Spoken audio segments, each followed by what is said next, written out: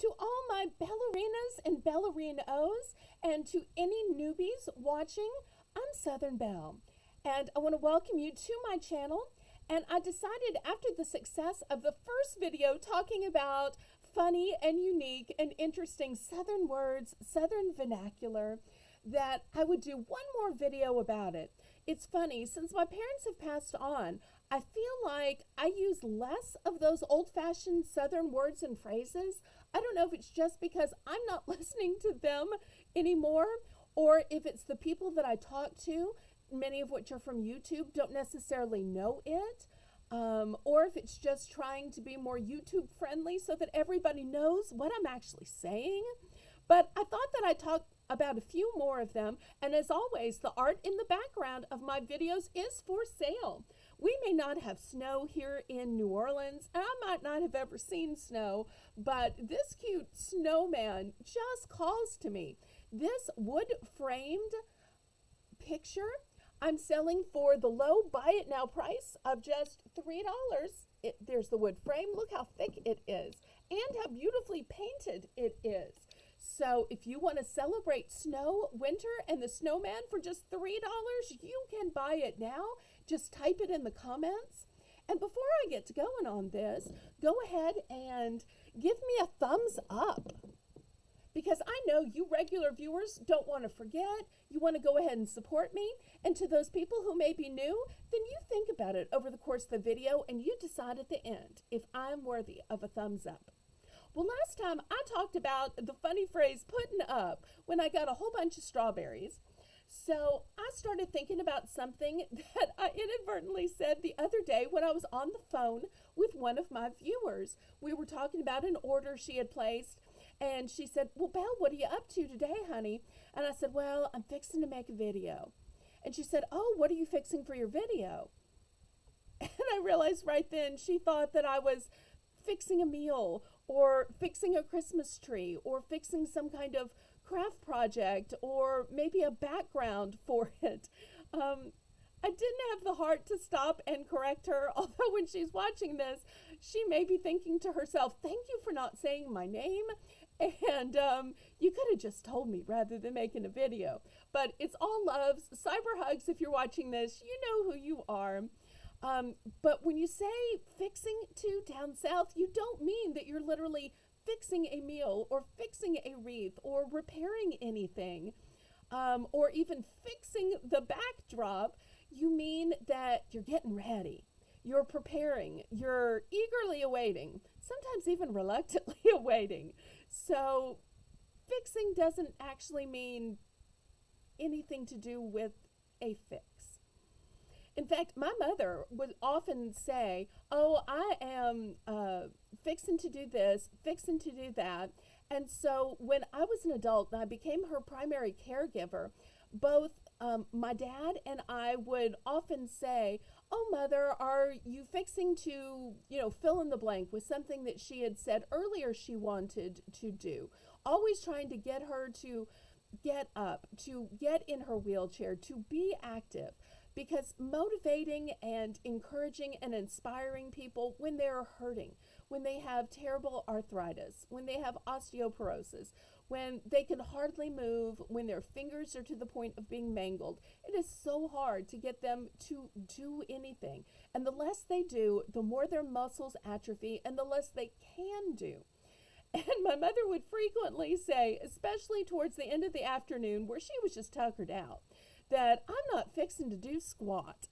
Oh, I should say tuckered out is another one of those Southern sayings. I was going to talk about the term squat, but I should back up and say tuckered out, which means just tired. It means exhausted. But when she'd say, "I'm not fixing to do squat," I have to tell you, she didn't mean that she wasn't fixing to do squats, because she couldn't do squats when she was in a wheelchair. I know that some of you might say, "Well, squats, that's what you do in gym class. That's what you do with a trainer." I have to tell you, in the South, squat is a number. That's right, squat is a number. Headline, squat is a number. I might have to use that as the title or in the description, because I know some of y'all are saying, How is squat a number? Is it 1, 2, 3, squat? 1, 2, 3, squat? No, squat does not mean 4. Although I'm sure if you have a trainer or a gym teacher, they might be saying 1, 2, 3, squat as part of your calisthenics. But the way that squat is a number is it means 0. It means none, zilch, nil.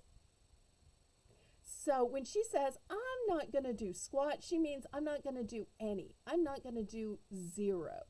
So, and not only do we use squat to mean a number, but do you know what the superlative of squat is? Anybody? Anybody? If you know, press pause right now and in the comments write it. Because I'm dying to know who actually knows. Okay, we're going to resume, and I'm anxious to see how many people know the superlative of squat. It's not squat-est, it's not squat-ish, it's not squat to the second power or squat times 2. The way that squat becomes superlative is you add the word diddly in front. Diddly squat. So if she says, I'm not doing squat, she's just tired and it's not a binding contract. Now, if she says, I'm not doing diddly squat, then she means business. She means big time business. It is for sure. You might as well close up, put the covers on, and turn out the light because it is over and done with. So squat, take it or leave it. Diddly squat, oh, big time serious. And you know, there's some other words and phrases that have the same type of meaning, where the way you make them superlative is by the words you add in front. Another example of that is fine. People say, oh, how are you, fine? Now, is fine really fine? Sometimes, but not always. Now, if it really is fine, people say, oh, it's fine and dandy, because the and dandy means that it's really good. Another way you can tell if fine is really fine is the word before it will be mighty. So as an example, my mother would say to my dad, because I had to cook them separate meals because they had separate dietary restrictions as well as some separate allergies. So they would often ask each other, oh, how was your lunch today? And so many times my dad would say, oh, it was fine. Or my mother would say it was fine.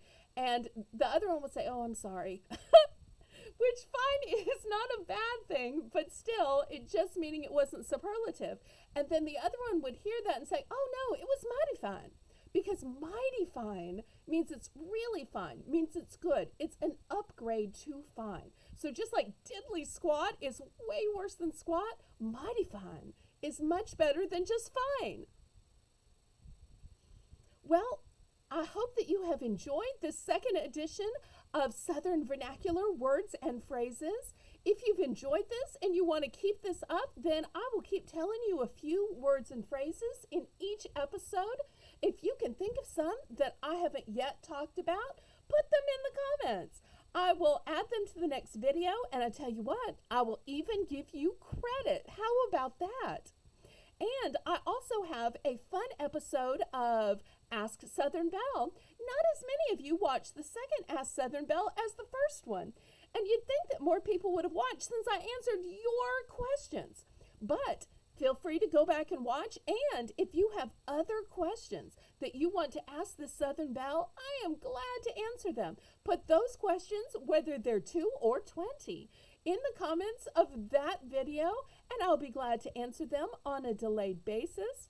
But if you've enjoyed this video, give it a thumbs up. Give it some comments. And as always, if you don't know what to say, just leave me a smile emoji or a thumbs up. You can even leave a fleur-de-lis or even some Christmas emojis. And remember, I have this cute snowman wooden framed plaque for just $3 available. Buy it now. And I've got a couple few of those. So, laissez bon temps rouler. Let the good times roll. Roll in your life, roll in your heart, roll in your soul. And if you have snow, let it roll in your snow activities. Bye-bye now, and God bless you.